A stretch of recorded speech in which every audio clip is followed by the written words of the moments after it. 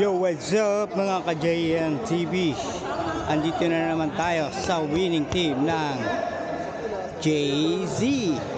Sino kaya ang ma-interview natin dito?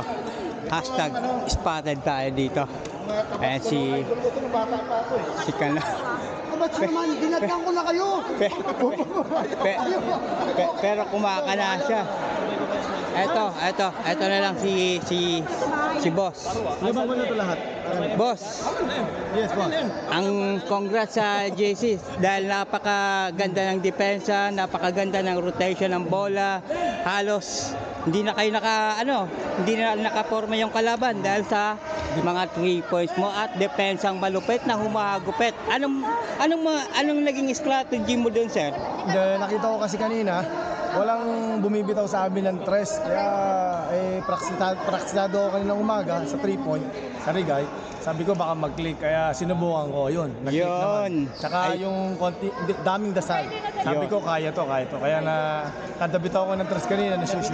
Hopefully continue na yun. Pero thank you pa rin sa Yun. Thank you. So, salamat. Yan ang team ng JC kontra sa Elite. Talong-talo. Kaya ano pang inaantay nyo?